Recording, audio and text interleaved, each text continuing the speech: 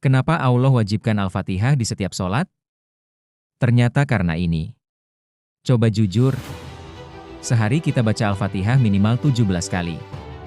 Seumur hidup, udah ribuan. Tapi kenapa? Hati masih gampang gelisah, masalah terasa numpuk, pikiran sering penuh. Jangan-jangan, kita cuma membaca, tapi belum pernah ngobrol lewat Al-Fatihah. Padahal itu bukan sekadar bacaan. Itu momen kamu lagi chat langsung sama Allah.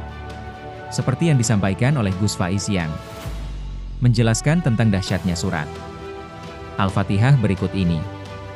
Langsung Pak Kiai. Al-Fatihah itu Al-Fatihah. surah yang memiliki keistimewaan. Bukti dari keistimewaannya, dia disebutkan secara tersendiri berdampingan dengan Al-Quran.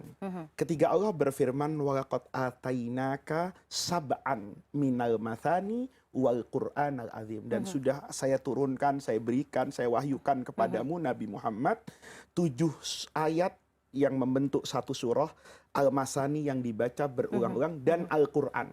Ini kan berarti menyebutkan Al-Fatihah secara khusus, padahal Al-Fatihah itu bagian dari Al-Quran. Itu berarti Al-Fatihah ini memiliki keistimewaan. Nah, disinilah keistimewaan Al-Quran. Dia memiliki begitu banyak nama, misalnya dikasih nama Al-Kafiyah, Al-Kafiyah. Al-Kafiyah yang mencukupi. Kalau mau ngapa-ngapain baca saja Al-Fatihah maka dicukupkan oleh Allah. Asy-Syafiyah yang memberikan kesembuhan. Tetapi ada 3 nama yang terkenal yang diberikan oleh Rasulullah dan disebut oleh semua ulama sahabat. Yang pertama adalah Al-Fatihah. Yang kedua adalah Ummul Quran atau Ummul Kitab. Kemudian yang ketiga As-Sab'u Al-Mathani tadi. Ini adalah nama yang paling populer disebutkan di dalam Al-Quran itu sendiri dan juga disebutkan dalam banyak hadis Nabi. Masing-masing itu punya keistimewaan. Yang pertama dia disebut Al-Fatihah. Fatihah itu dalam bahasa Arab dari kata-kata fataha, menyingkirkan sesuatu yang kita mau masuk ke dalamnya. Menyingkirkan Sesuatu kayak kita mau masuk ruangan kan ada pintu, maka saya perlu membuka pintu untuk masuk. Maka biasanya yang pertama kali masuk itulah yang membuka. Itulah rahasia Al-Fatihah disebut sebagai Al-Fatihah karena dia menjadi pembuka Al-Quran. Oke, dia disebut Fatihatul Kitab karena semua Alkitab, mushaf ini dimanapun mila beli itu pasti halaman pertamanya adalah surah Al-Fatihah. Dia disebut Fatihatul Quran karena kita di dalam sholat itu harus membaca Al-Quran. Tetapi yang pertama kali dibaca harus surah Al-Fatihah.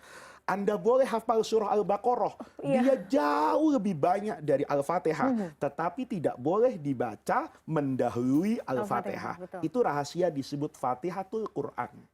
Dia disebut Ummul Quran atau Ummul Kitab. Ummun itu kan ibu, induk, asal dari segalanya. Dia harus ada sebelum anak-anaknya.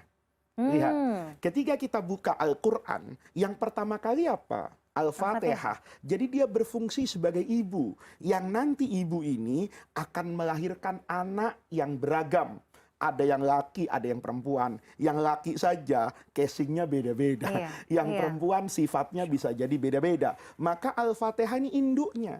Nanti rinciannya itu ada di Al-Baqarah, rinciannya ada di Al-Imran. Kenapa bisa demikian? Karena semua tema yang ada di dalam Al-Quran, rinciannya, itu sebetulnya kembali kepada 3 tema besar yang dirangkum dalam surah Al-Fatihah. Apa itu? Al-Quran itu kan pasti menjelaskan siapa Allah. Segala sesuatu yang berkaitan dengan Allah. Kemudian segala sesuatu yang menjadi urusan makhluk apapun. Kemudian adalah sesuatu yang menghidupkan hubungan antara Allah dengan makhluk. Surah Al-Fatihah ketika kita baca misalnya, saya bermadzhab Imam Syafi'i, ayat pertamanya berarti bismillah. Bismillahirrahmanirrahim. Alhamdulillahirabbil alamin. Ar-Rahmanirrahim. Maliki yaumiddin. Ya, ini adalah semua yang berkaitan dengan Allah. Semua nama Allah, Al-Asmaul Husna, itu pasti akan bermuara ke sini. Kemudian apa yang menjadi urusan manusia? Yang menjadi urusan manusia itu ihdinas siratal mustaqim. saya harus dapat bimbingan ke jalan yang lurus.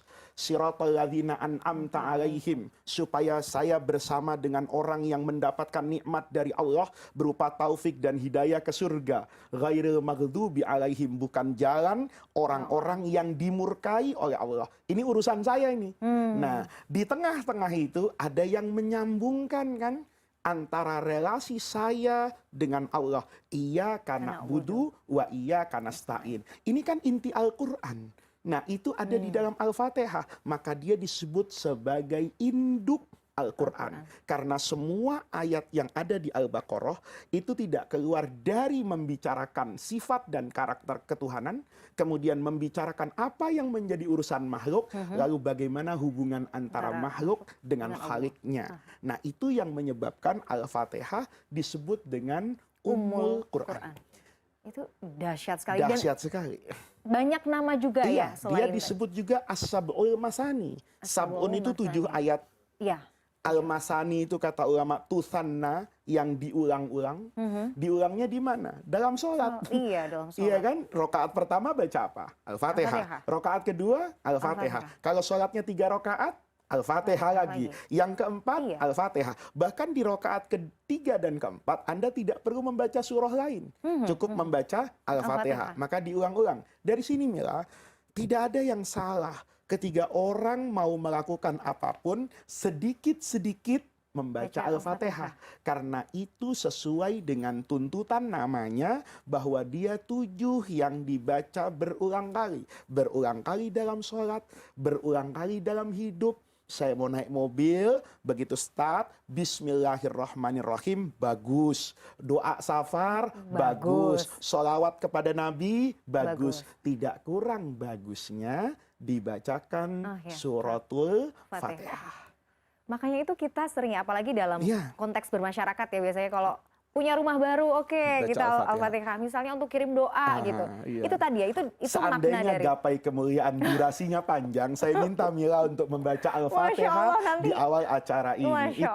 Itu sebetulnya ketika kita lakukan itu sesuai dengan tuntunan agama. Anda tidak perlu bertanya, apakah Nabi melakukan itu semua? Pertanyaannya, apakah Nabi melarang itu semua?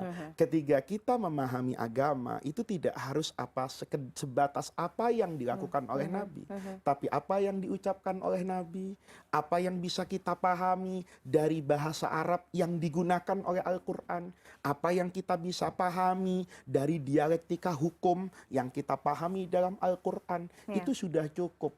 Untuk Quran itu menjadi hidayah, lentera hati kita semua, memandu semua yang kita kerjakan dengan diawali membaca surah yang sangat agung ini, yaitu Al-Fatihah. Masya Allah. Pak Kiai, kita... Jadi sekarang kita paham, Al-Fatihah itu bukan cuma pembuka Al-Quran.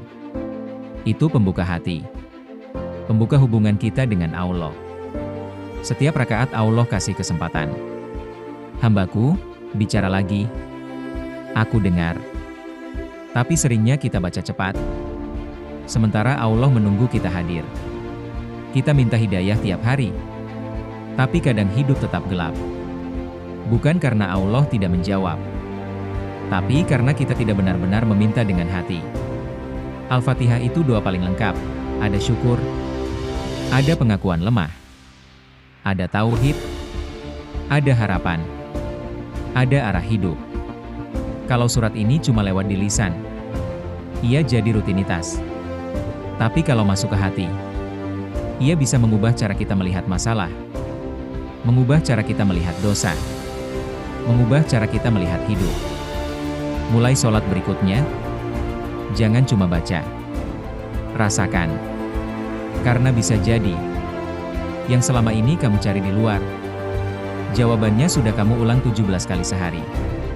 Al-Fatihah bukan sekadar surat. Itu percakapan antara kamu dan Tuhanmu.